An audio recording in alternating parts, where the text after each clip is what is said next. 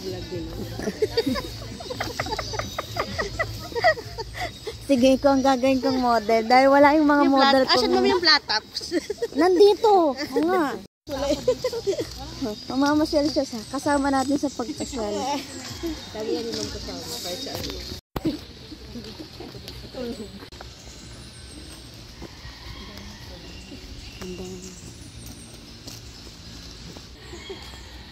Kasama ko yung mga taga Bicol.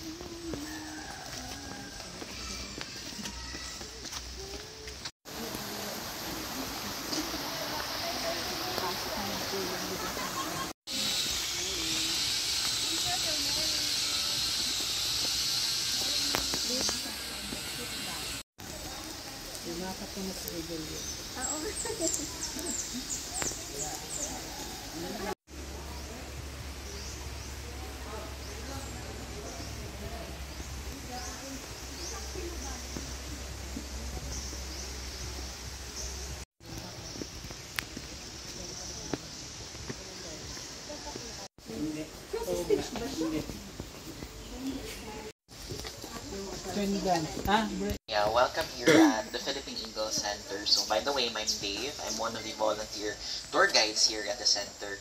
So before we start the tour po, we have 3 important guidelines na kailangan i-follow along the tour. Number 1 po is, we must minimize our noises and no sudden movements po. We can still talk in a regular tone, pwedeng mag-react, pwedeng tumawa or anything. But we must minimize po kasi this is the 5th month of the breeding season of the Philippine Eagles. So meron pa yung natirang mga breeding eagles na makikita natin later along the tour. So when they hear destructive or mga unnecessary noise, possible na ma-stress sila or ma-distract sila. So we must minimize our noises.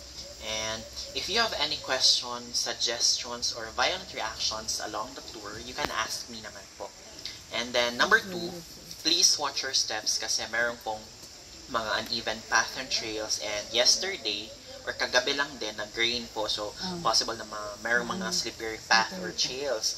And then here in the center, literally na rainforest talaga siya, so possible that we might encounter some wild snakes, but those snakes are non-venomous naman po, pero nangangagat pa din sila, but non-venomous naman, but it's rarely to happen naman po. I've been volunteering here for almost 4 years already, pero thrice ko lang siya encounter. And then, if it is your lucky day naman, you would encounter one talaga. Sana maging unlucky sa mga snakes. And the last one is, we encourage to take pictures and videos, pero kailangan na i-turn off yung mga flash po natin. So, yan lang. And shall we start? Yeah. Sila sa mga dahon natutulog. Pero yung mga maliliit lang naman. Natutulog na. Yeah. Actually, mga ahas talaga, hindi naman sila nangangagat or ma-attack ng mga tao pag hindi sila sinaktan or nasaktan. Pero yung mga ibang ahas po is kausap natin. Kasama natin, may hugot na.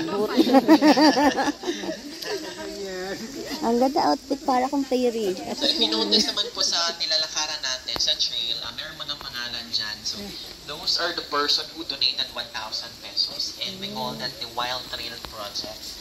Kasi the center po is an NGO or non-government organization since 1987.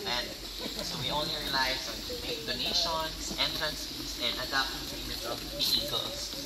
And actually po, these are the new designs already kasi the old designs are rectangle designs.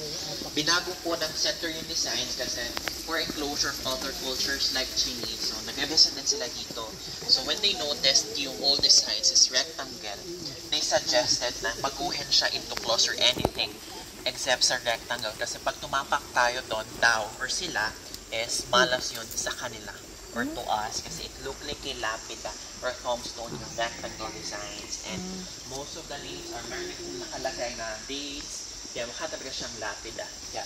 Nag-suggest sila na baguhin yung designs. Even ganito yung designs, if you notice mayroong mga feathers or down sa gitna, dyan sila dumadaan talaga kasi malas daw.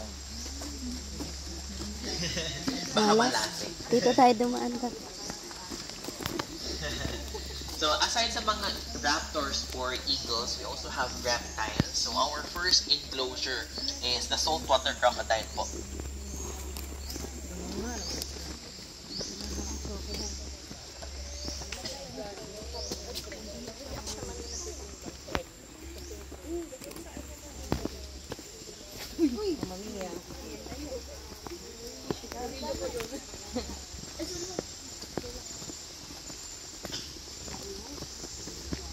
We can move a little bit here po kasi ito siya sa...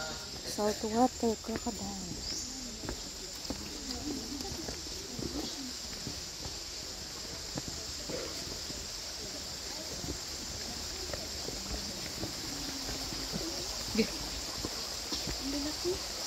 So, andyan siya po sa gilid.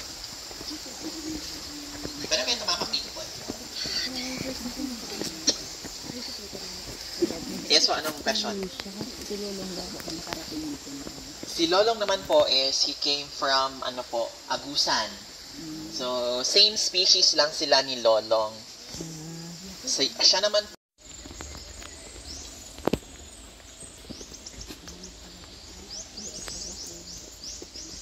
1,000. Ang isa for indoor plant. Ito po, yung badsyang or galyang. Elephant ear po. Ito yung not edible for ano po eating na mga gabi kasi makakate siya. Yung ibang Makati po kausap natin. Yan po, wala siyang pangalan. Pangalanan natin. Yellow-headed water monitor lizard or tinatawag na Philippines. Yes po, actually po sa kanila, yung malalaki is yung mga babae. So yan po is lalaki yan. Nagtatago siguro yung female po. Nagpapapicture siya, oh. Yes po, sir. Yes po. At ayun po yung isa. Pero sino sila nagabi po? Nagpapapicture siya, oh. They're scavengers sa mga reptiles po. So si Meanie, sila yung kumakain ng mga leftovers ng mga other animals. Yung favorite nila na kinakain po is yung mga na parang nangangamoy na mga meat. Yun yung gustong kinakain nila. Yes. Turista.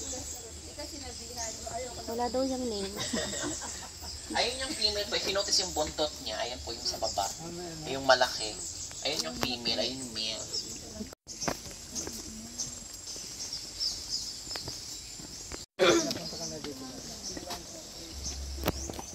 Ang laki ng eagle.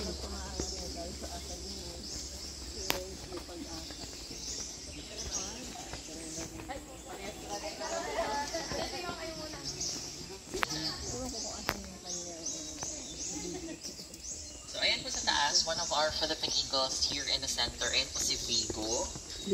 Actually po, he's a very famous Philippine eagle aside from Pag-asa. Kasi siya po, si Vigo, siya yung model sa bagong 1,000 polymer bell.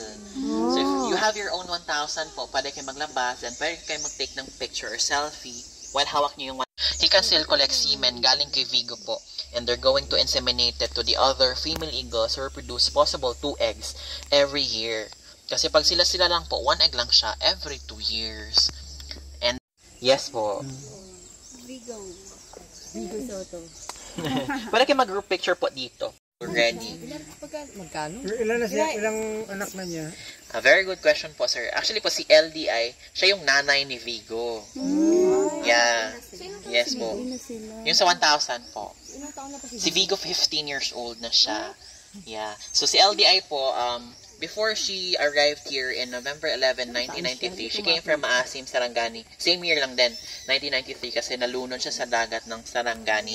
But lucky, Ilang taon po bago sila mga actually po, magiging sexually matured yung po. Actually po, aside from sex call or mating call, so they are not families of eagles, they are families of kites. So, yung kaibahan is basically yung sa size talaga and also sa color. And then, Mas small sa kanila po, white-headed sila. Yung eagle is medyo brown, na may brown-white something. Sa kanilang wings naman, at saka sa tail, medyo blonde talaga yung color.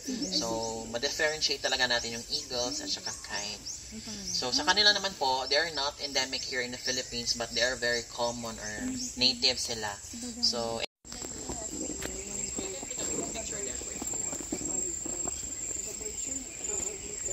is the Raptors in 5 on this side. Yan yung venue namin ng bird show before, but due to the spread of the outbreak or the spread of the bird flu, Kaya nawala. na-stop siya natin ngayon. Pagbabago.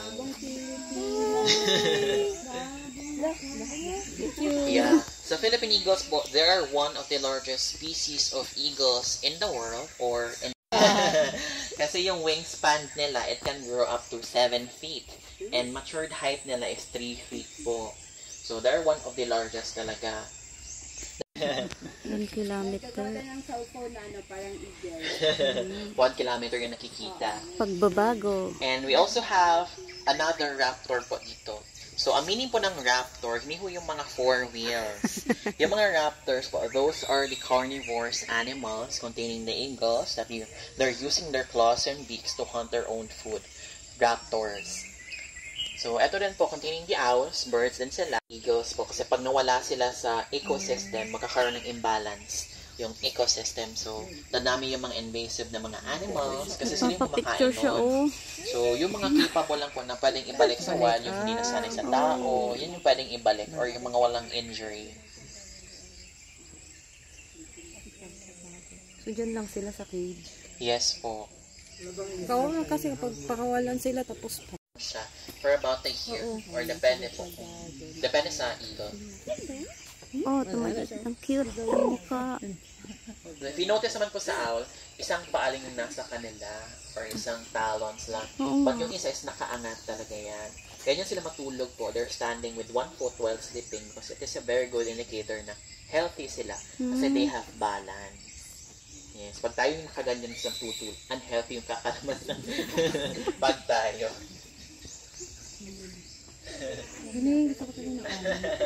Have face po dito. Face stands for Fraternity Adoption Cubao Eagle. So, face is a white-bellied sea eagle. Tago po. nga siya It eh. is not Ayun. endemic here in the Philippines, but they are native or common. They're Wow. commonly found sa mga coastal areas or yung malapit sa Ano to? dagat. Ito yung anak na Diet po nagpapakita nila, ng gilas naturally diet nila in the wild is mga isda talaga. But in here, we don't have cultured ng mga fish, but we do buy mga mackerels po to feed them. Yeah. Ganun talaga. Parang gusto ko na maging eagle. So, ayan po siya, si Faith. And we also have Ibex and Gucci. Ibex and Gucci are Philippine serpent eagles. So, pangalan pa lang na Philippine. It is only endemic here in the Philippines. And sa serpent naman din, they're called as serpent eagles because one of their major diets in the wild is small snakes or serpents. And Ibex is proudly adopted by the Ibex Global Solutions Philippines, and Gucci was proudly adopted by Miss Iliana Atienza, the daughter of Kuya Kim Atienza po. Ay, sister niya yun na, si Miss. Size, magkaiba talaga, very small sila. And yung sa ulo naman po, meron silang 3 to 6 feather crest or sariling crown nila sa ulo. Then yung sa Philippine Eagles naman is whole crown crest yung nasa kanila.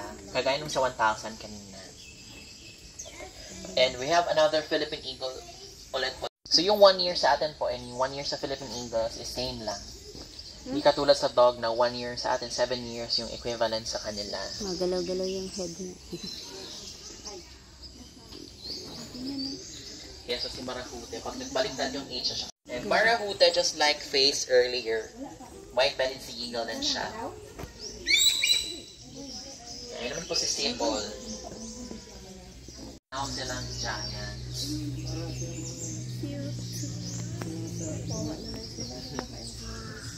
Yes po. Kapit sila doon, insaktan sila. Sabi ko na lang sila. And we have Symbol here in the last cage. Same lang sila ni Lottie, Southern Philippine Hawk Eagle. They are not crossbreed of hawk and the eagle. Mukha lang silang hawk. Mukha rin silang eagle. Kaya hawk eagle yung tawag. Ang ganda ng mukha niya. Ang laki ng legs niya. Mukhang naka-baggy pants siya.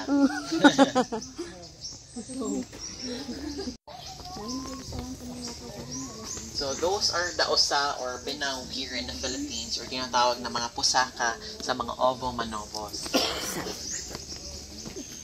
So, pag mayroong mga visitors sa mga Bisaya po, because isa is isa lang, Then, nagtatanong sila bakit apat. So, tawag ko, we have upat ka buok usa.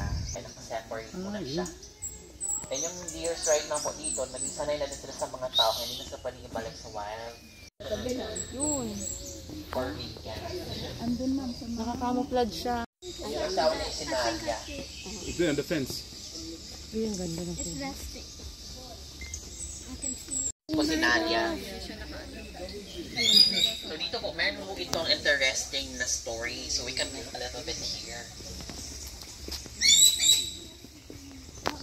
So baka later po, magkaroon tayo ng quiz. Yung hindi makakasagot, ipapakain sa buhaya. Wow. Hindi makakalabas ng buhay. So ayun po si Magiting. Ayun naman yung asawa niya si Nadia. Nasa left side na shade. Yung may nest platform. They already been a couple for about more than 5 years already. Pero nagkaroon naman sila namang itlog, but it was not successfully hatched. Hindi siya na-hatch. Even sa mga manok po, pag nagkaroon sila ng egg, even walang male, kaya mangitlog ng female, pero hindi yon maha-hatch. Yung main factor kasi in Magiting and Nadia, it has a partition. So, or it's like a boundary, but the both eagles are still visible. Kailangan nila maglagay ng partition kasi if they don't know each other, they're going to kill each other to offer. Mamumulot siya ng mga dahon, ng mga sanga, or ng pagkain, and gagawa siya ng paraan kung saan niya ilulusot yun sa gitna ng partition ng babae na agila. Pag tinanggap ng babae na agila yung mga nesting materials, and then, it is a very good indicator na gusto yung lalaki pag tinanggap yung nesting materials kasi she's going to build a nest for their future eggs. So, pag nakita ng mga animal keepers or ng mga biologists that they do have the...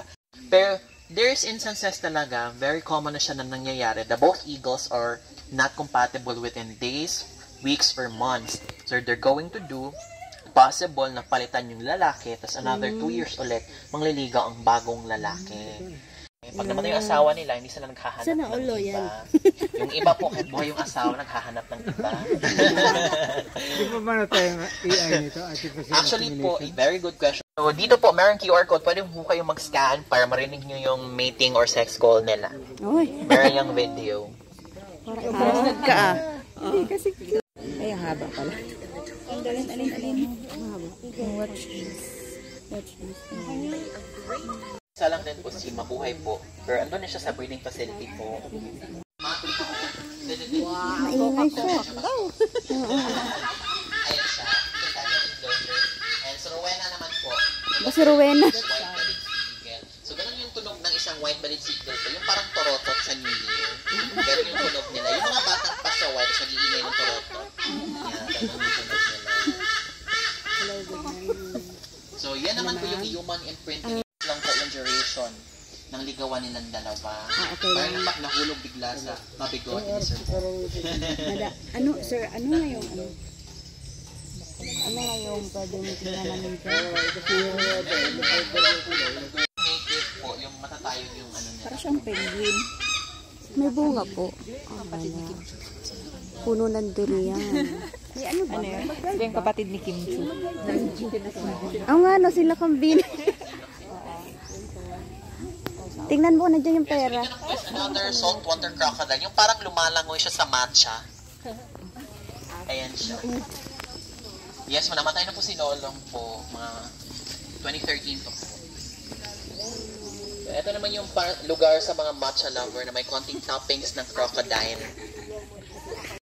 And sa edad na 30. Yes, sir. Itatatak ko sa akin damit. Yes po. Actually po, hindi siya bulag, hindi siya bingi. In short, aggressive talaga siya. May time po ba na nag-ano? Tumatalon siya po. Ay, ganun. Yes. Yes po. Matcha lang. Yung mga green na po yan po is mga azola.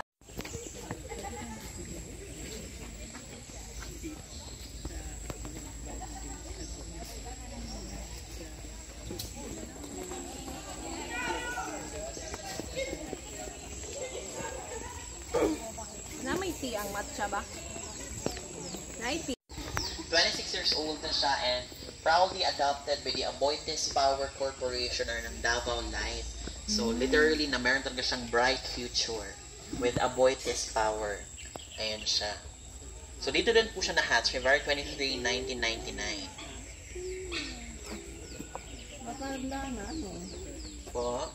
Tanda na. Yes po, retired na siya as breeder po. Yes. Shape. Yes.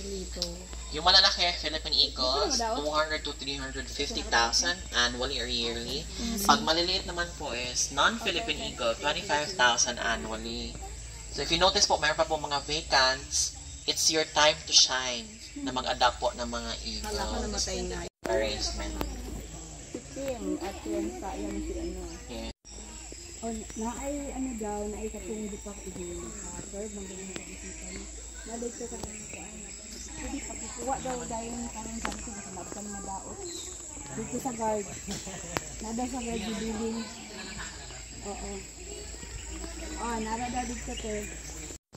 Same year sila na hatch, 1992, pero 9 months yung gap. Si Pag-asa was January 15. Siya naman po is October 25, 1992.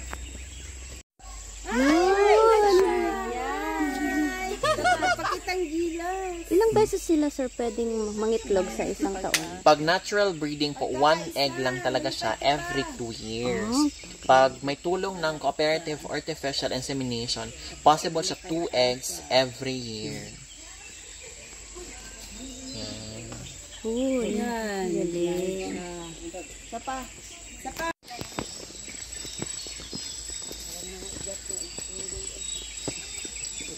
So we have our Philippine long-tailed macaques for monkeys.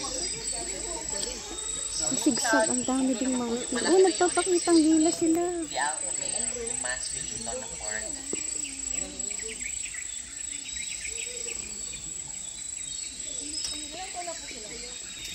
Actually po si Jimmy lang yung alam na pangalan ko dyan, yung malaki. Dalang Yan kasi unggo. pag tao nagdadalang tao. Oh, nag-slide. Yeah. So ito yung mga unggoy na kinain ng Philippine or kinakain ng Philippine eagles in the wild. Kaya tinawag silang monkey-eating eagles before. Kasi when they first discovered the Philippine eagles in 1896 sa summer po, dito sa Philippines, nakita ni Dr. John Whitehead yung Philippine eagle kumain ng isang Philippine long-tailed macaque or monkey. But in 1997, binago yung pangalan from monkey-eating eagle to Philippine eagle by Dr. Robert Bob Kennedy kasi based on his further research, monkeys are not the main diet of the Philippine eagles in the wild. Parang 3% lang siya sa diet ng Philippine eagles. Kaya binago yung pangalan from monkey-eating eagle into Philippine eagle. Ay, may anak. Yes po, ayan po. Family? Actually po, isang troop or family lang talaga sila. Yung pwedeng mag-breed lang po dyan is yung lalaki lang po, yung si Jimmy, yung malaki yung katawan, yung alpha male. And mabilis lang sila dumami po kasi nagdadalang unggoy sila twice a year. Hindi sila 6 months, 6 months. malabas dito. Yes po, hindi naman sila nakakalabas po even po Ang dami hindi nang sila naglabas. nakatali. Dahil po sa design ng enclosure nila, yung wall po, very finished yung pagkagawa. Then pag lumangoy sila sa water, and then umakyat sila sa wall, mabigat na yung katawan nila, and then slippery yung wall. And the other reason naman po, pag lumabas kasi yung isang monkey, and then for example, nahuli ng mga animal keepers, they're not able to put it back or ibalik kasi there are many monkeys will bully or kill the outcasted monkey kasi mukha siya naging tiwalag sa grupo nila. Gan. Yeah. Nagtago na. Nabo. Or na-board. Tapos minsan, nahuhuli silang tilapia sa tubig, tapos nag-swimming sila. Yun yung mga activities na sila on. Yung ihaw din yung tilapia. Hindi na, raw talaga. Tapos gumawa sila ng apoy. Wow. Mas maskulano siya. Oh, may dalang saging. Yes po. Hindi ko aglawas eh. Malinis siya.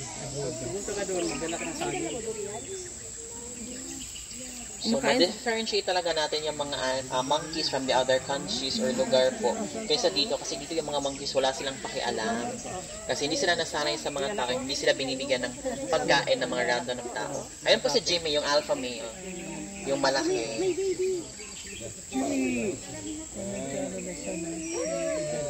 Yes po.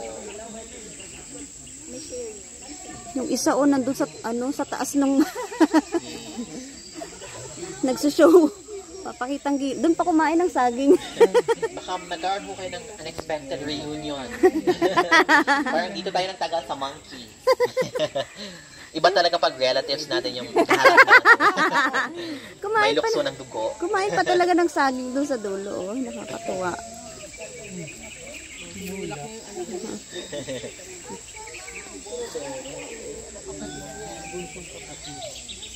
Yung mga anak naman po nila, mukhang mga hybrid na daga.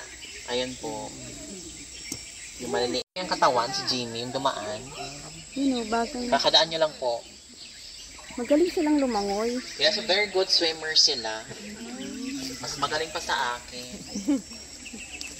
Ang kukulit, no? Ay, cute na, no?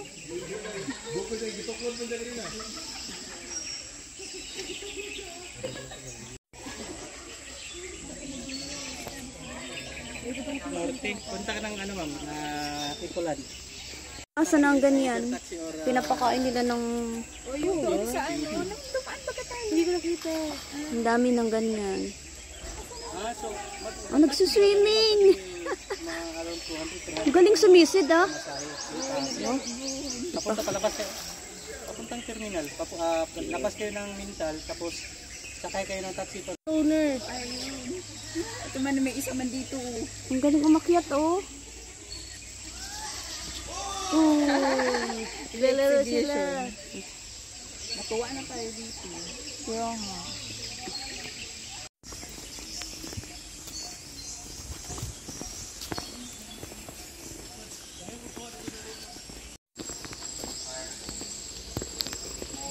Anong meron dito? Crocodile? Ay, isda, fish.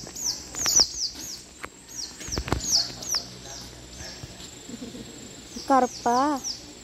Sir, oh?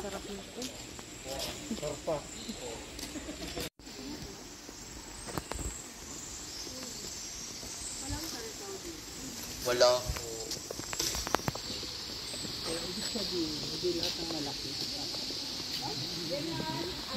2, 1. Nakalimutan. Angat sa coconut. Yan, sige. Again po. In 3, 2, 1. Angat sa coconut. Yeah. And 3, 2, 1. Angat sa coconut.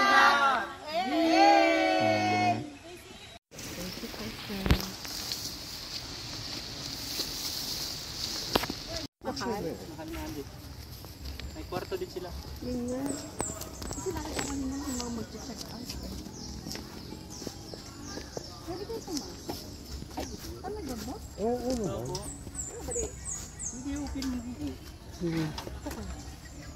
Kaya dali, oh. Hindi ka tayo kainin nito. Ang gatot. Halika, dali.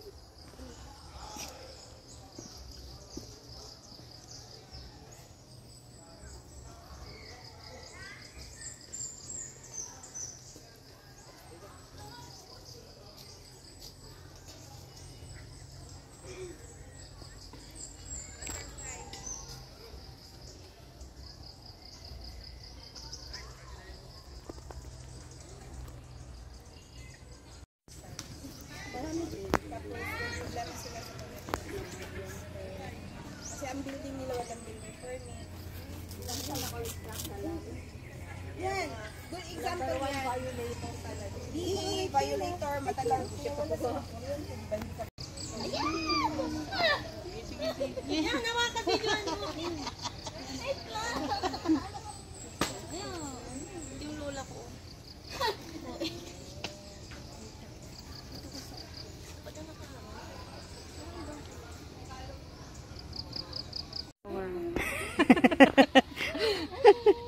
Wait. Galing. Ako din, I'm a flower. Ay, ayaw sa akin. Ayaw.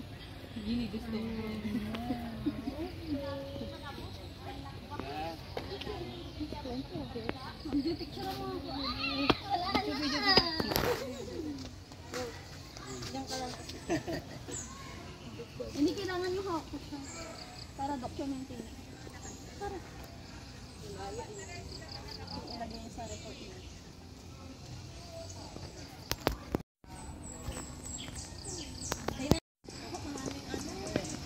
Buga.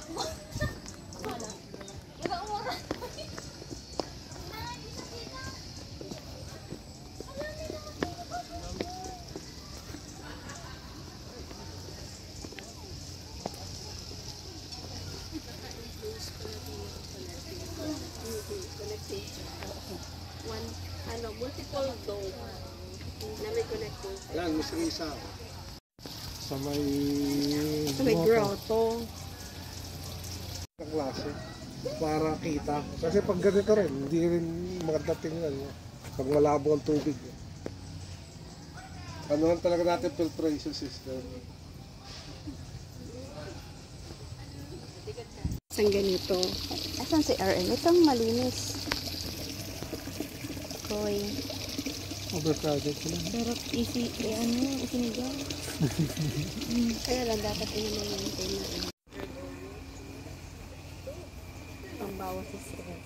Downtown talaga, it will take kapag regular na daan lang 2 to 3 hours. Pag dito, 20 minutes na. Pero si Digong yung nagsimula noon, nag-project Punta no? na sa kabilang road din. Yung may bypass road.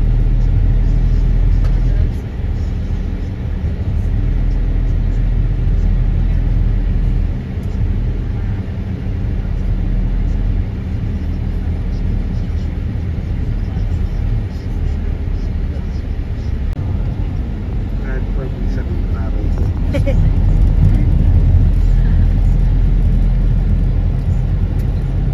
Di ba may ano, yung governor na Camarines Norte,